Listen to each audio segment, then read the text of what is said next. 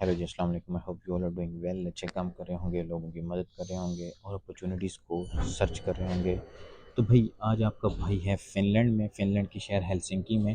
मैं वांता एक हेलसिंकी के साथ एक छोटा सा कस्बा है, वहाँ पे रह रहा था और यहाँ पे मैं आया था जब से। तो अभी आपका भाई ट्रैवल कर रहा है हेलसिंकी सिटी सेंटर की तरफ। वहाँ पे कुछ आपके भाई के दोस्त हैं ऑल्टो यूनिवर्सिटी में, यूनिवर्सिटी हेलसिंकी में।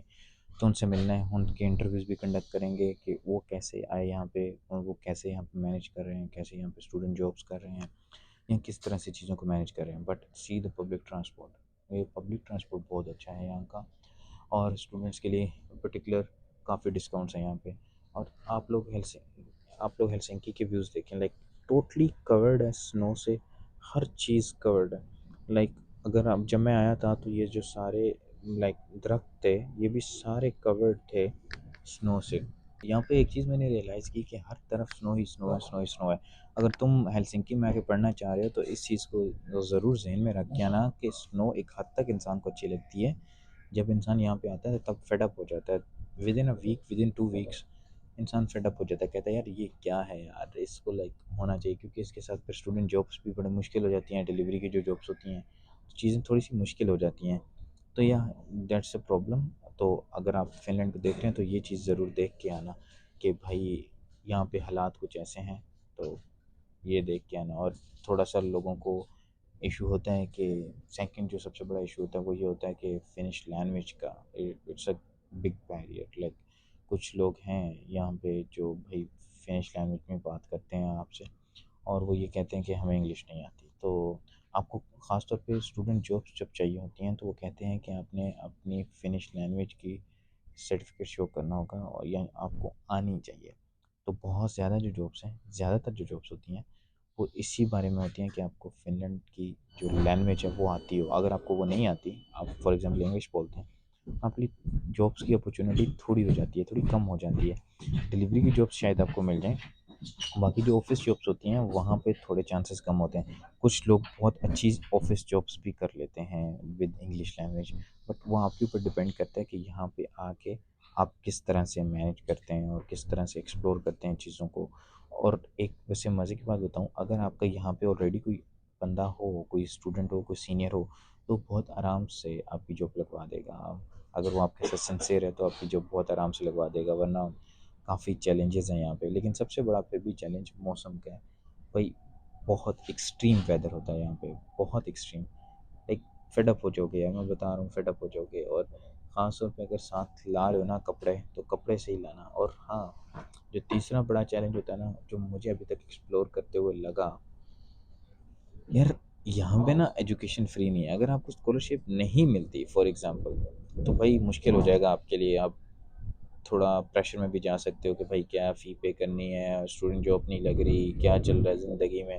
और दूसरों के लिए जिनको स्कॉलरशिप मिल भी जाती है, उनके उनको मिलती है 1 ईयर के लिए। तो अगर उनको अगले ईयर के लिए सिक्योर भी करनी है तो उनको काफ़ी मेहनत करनी होगी। और क्रेडिटार्स जो भी हैं, क्रेडिटार की एक लिमिट होती है, वो क्लियर करनी होगी कि इतने आवर्स आप क्लियर करेंगे तो फिर आपको अगले साल की स्कॉलरशिप मिलेगी। और यहाँ पे आके यूजुअली फ़ॉरेन में जो स्टूडेंट्स होते हैं, पाकिस्तानी इंडियंस, वो ज़रा चिल आउट हो जाते हैं तो वो कर नहीं पाते हैं। बहुत से स्टूडेंट्स नहीं कर पाते, फिर वो अंडर प्रेशर चले जाते हैं कि भाई आप क्या करें, आप क्या करें, सेकंड ईयर के लिए मिल नहीं रही। तो ये इश्यूज़ होते हैं। आपको यहाँ पे आने के बाद भी ज़रा सिंसियर रहना पड़ेगा। लेकिन फिर भी जो सबसे बड़ा इशू होता है, जो मैंने अभी रियलाइज़ किया है, वो वेदर का है। वेदर बहुत हार्श है, बहुत एक्सट्रीम है।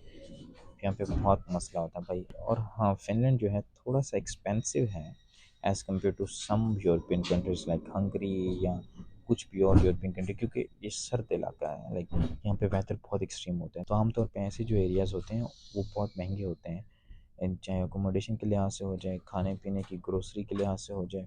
तो ये चीज़ें होती हैं, थोड़ी सी एक्सपेंसिव होती हैं, but you have to bear with it. तो ये कुछ चैलेंजेस हैं जिनको अगर आप फिनलैंड आ रहे हैं तो ये ज़रूर देख के आएँ। ये आप ये देखना ज़रूरी है। और कुछ और भी चैलेंजेस का हम स्टूडेंट से पूछेंगे जो जो एक्चुअल में यहाँ पे पढ़ रहे हैं, कि उनको कौन से चैलेंजेस फेस करने को मिले। तो अगर आप भी फिनलैंड को देख रहे हैं तो ये ज़रूर देख के आइएगा कि यहाँ पे आपको ये मसाइल हो सकते हैं। तो यार एक जो बड़ा चैलेंज मुझे यहाँ पे नज़र आता है वो है हलाल फूड फाइंड करने का। लाइक यहाँ पे हलाल इतना आराम से नहीं मिलता, आपको मिल जाता है बट बहुत लिमिटेड शॉप्स हैं as compare to France. France में बहुत आराम से आपको, जर्मनी में हलाल मिल जाता है, लेकिन यहाँ पे थोड़ा आपको स्ट्रगल करना पड़ता है हलाल खाना फाइंड करने के लिए। हलाल गोश्त ही होता है मेनली, तो वो और देसी जो हमारे मसाला वगैरह होते हैं मिल जाते हैं। ऑफ कोर्स हर जगह पे ऐसी शॉप्स होती हैं, बट अगर मिलता भी है तो थोड़ा महंगा होता है और थोड़ी स्ट्रगल करनी पड़ती है।